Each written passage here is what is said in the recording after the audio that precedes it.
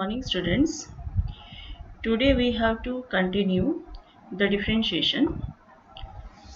Today's topic is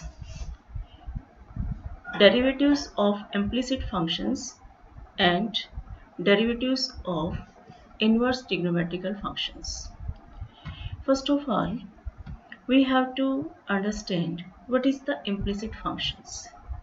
Implicit function and explicit function.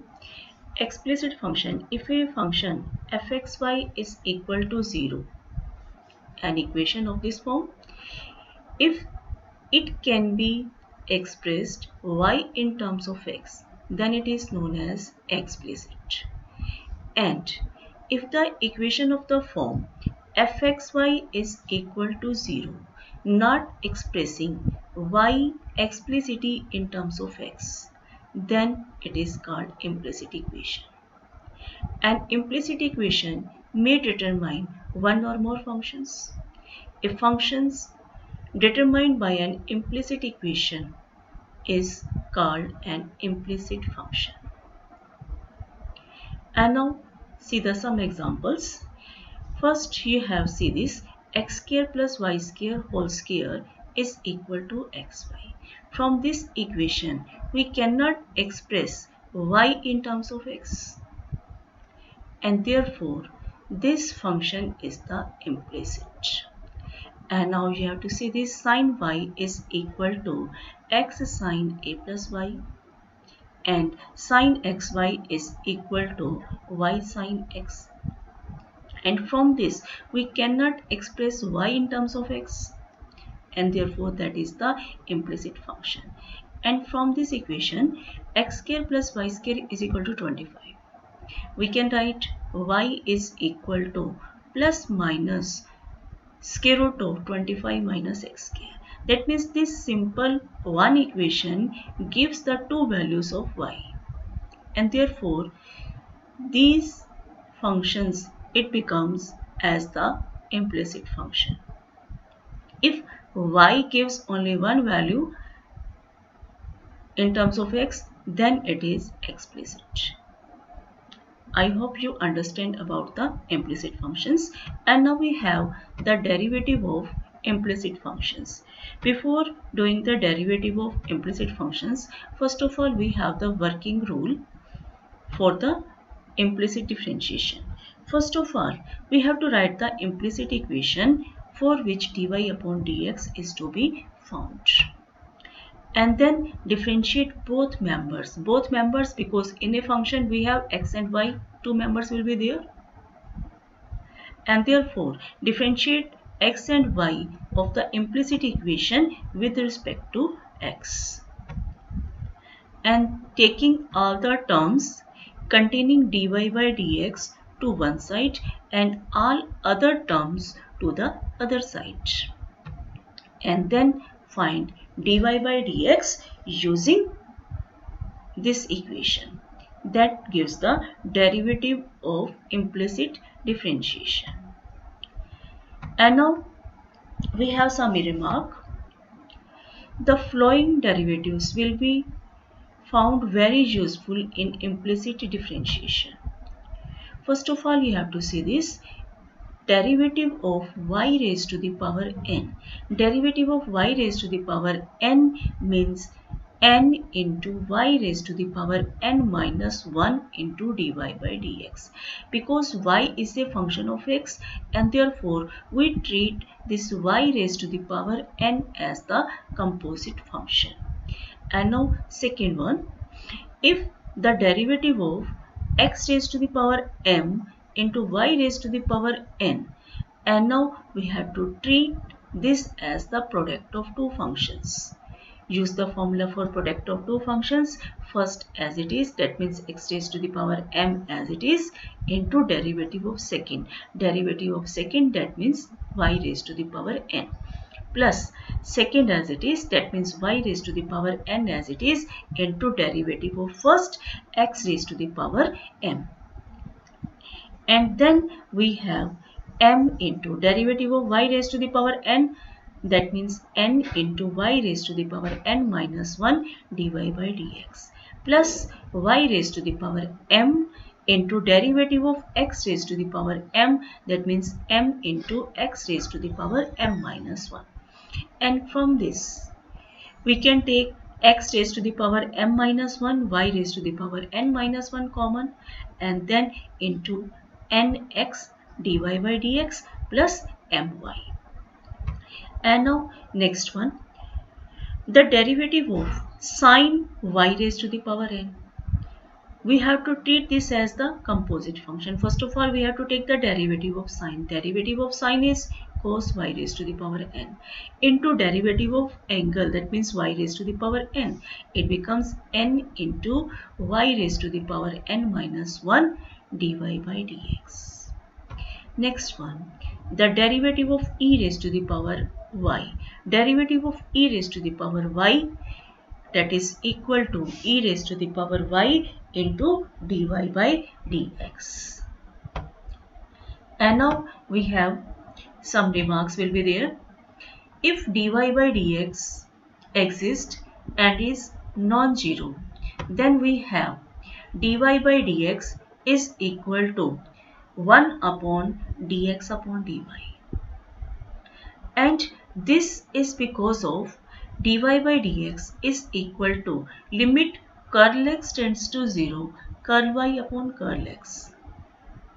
And this one, limit curl x tends to 0. Now dividing numerator and denominator by curl y, we get curl y upon curl x upon curl y.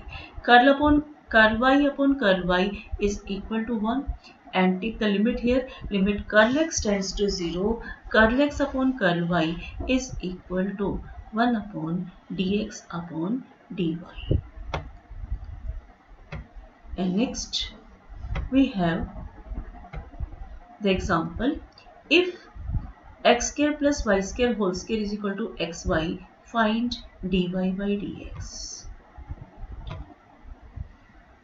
First of all, we have to consider this equation. Implicit equation will be there. Differentiating both sides with respect to x, we get, according to the power rule, 2 into x square plus y square into derivative of x square plus y square. Treat this as the composite function. And now the derivative of xy, treat as the product rule, x into dy by dx plus y into 1. And from this as it is, derivative of x square plus y square, derivative of x square is 2x, and derivative of y square, that means 2y into dy by dx, is equal to x dy by dx plus y. And now we have to simplify this, multiply this, we get 4x into x square plus y square plus 4y into x square plus y square dy by dx is equal to x dy by dx plus y. And now collecting the like terms, this term x dy upon dx on the left hand side, and this term 4x into x square plus y square on the right hand side. And from this left hand side, we have to consider dy by dx common.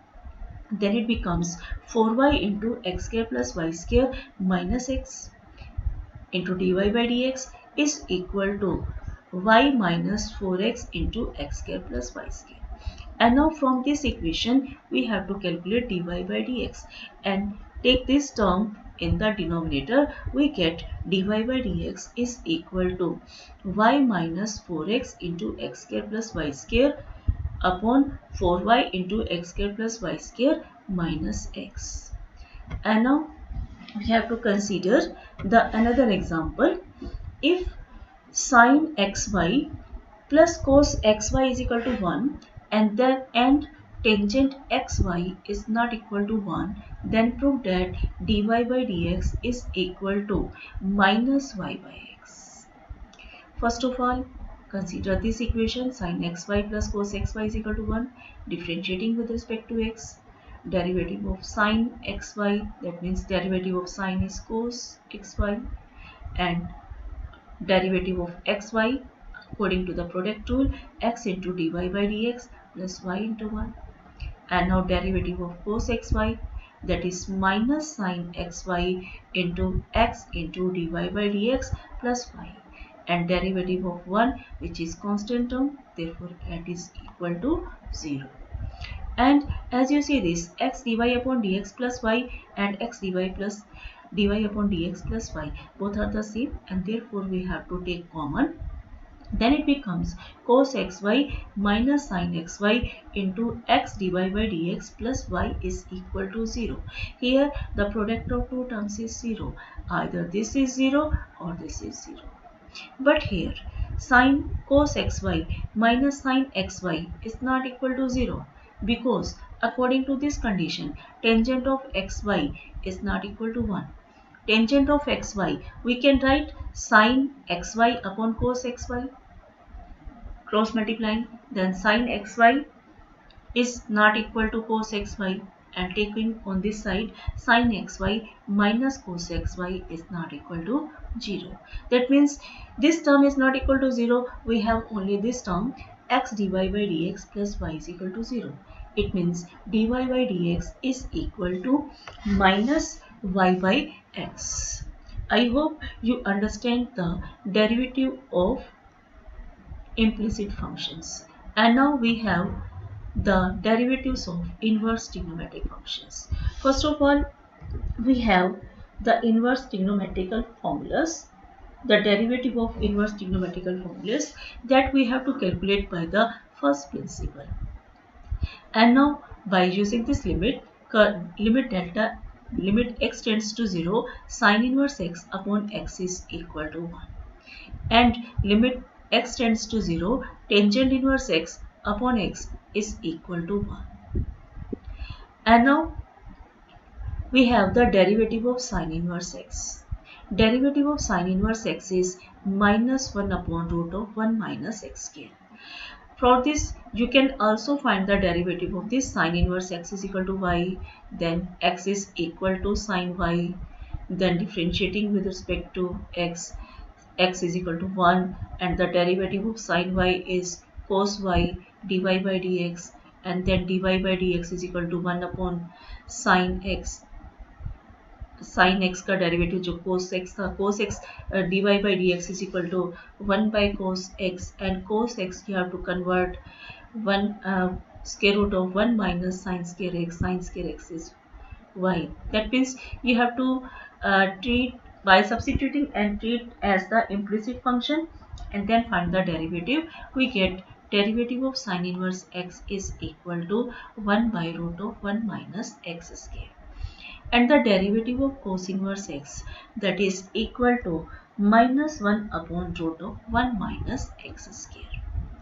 Similarly, the derivative of tangent inverse x, that is 1 upon 1 plus x square, and derivative of cotangent inverse x is equal to minus 1 upon 1 plus x square.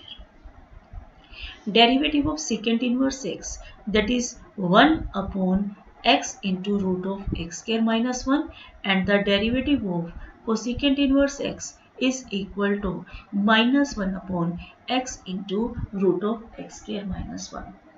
And the proof that is given in your book, you can do yourself. And now you have to observe this, the derivative of sin inverse x and cos inverse x both are same, difference of negative sign. Derivative of tangent inverse x and cotangent inverse x both are same, but the difference of negative sign. And the derivative of secant inverse x and cosecant inverse x both are same, the difference is here negative sign. As you see this, the functions which starts with c, just for example cos inverse x, cotangent inverse x and cosecant inverse x, and all these have the negative sign. Like the same way that we have derivative of cos x, derivative of cotangent x, derivative of cosecant x, सबके साथ भी negative sign था, इनके साथ भी हमारे पास negative sign है. And now we have to find the derivative of trigonometrical inverse trigonometrical functions, which is a function where u is a differentiable function of x. We have to treat this as the composite function. First of all, derivative of sine inverse, that is 1 upon root of 1 minus u square. And now the derivative of u, that is du by dx. And derivative of cos inverse u, that means minus 1 upon root of 1 minus u square into du by dx. Derivative of tangent inverse u, that means 1 upon 1 plus u square into du by dx. And derivative of cotangent inverse u, that is minus 1 upon 1 plus u square into du by dx. Derivative of secant inverse u, that means 1 upon u into root of u square minus 1 into du by dx. And the derivative of cosecant inverse u is equal to minus 1 upon u into root of u square minus 1 into du by dx. And now, as you find the derivative of sine inverse 2x, sine inverse 2x, here u is equal to 2x, then you have to write 1 upon root of 1 minus 2x whole square, and then derivative of 2x, that is 2, and therefore you will get 2 upon square root of 1 minus 4x square. I hope you understand. And now some result which we have to use in to solving the derivative of inverse trigonometric functions and working rules. In case of differentiating a function fx involving inverse trigonometrical functions of algebraic functions, the following rules will help us a lot in simplifying fx to be differentiating. If the fx contains square root of x square minus x square, then you have to put x is equal to a sin theta or a cos theta. And if the fx contains square root of a square plus x square, then you have to substitute x square, x is equal to a tangent theta or a cotangent theta. And if the fx contains square root of x square minus a square, then you have to put x is equal to a secant theta or a cosecant theta. If fx contains root of a minus x and root of a plus x, then you have to substitute x is equal to a cos 2 theta. If fx involves square root of a square minus x square and square root of a square plus x square, then you have to substitute x square is equal to a square cos 2 theta. I hope you understand. And before doing the derivatives of inverse trigonometrical functions, you have to simplify the inverse trigonometric functions as we have done earlier in inverse trigonometry. And now we have some trigonometric substitution will be there. If we have sine 2x, then we can substitute 2 sin x cos x, cos 2x, that is cos square x minus sin square x, either 2 cos square x minus 1 or 1 minus 2 sin square x, and 1 plus cos 2x is equal to 2 cos square x, and 1 minus cos 2x is 2 sin square x, sin 2x is equal to 2 tangent x upon 1 plus tangent square x. These trigonometric terms, these trigonometrical formulas we have done in 11th class, and now these we can use in this to find the derivatives of trigonometric functions or inverse trigonometric functions. And some substitutions will be sine inverse x plus sine inverse y is equal to sine inverse x into root of 1 minus y square plus y into root of 1 minus x square. If we have plus sign, then we have plus. If we have negative sign, then we have to put a negative sign. And now cos inverse x plus cos inverse y is equal to cos inverse xy minus plus root of 1 minus x square root 1 minus y square. In space of I we have 1. And now tangent inverse x plus tangent inverse y, we have tangent inverse x plus y upon 1 minus xy, and tangent inverse x minus tangent inverse y is equal to tangent inverse x minus y upon 1 plus xy. These are the trigonometrical substitutions we used in derivatives as well as we use in integration also. And now I hope you understand it very well, and thanks and have a nice day.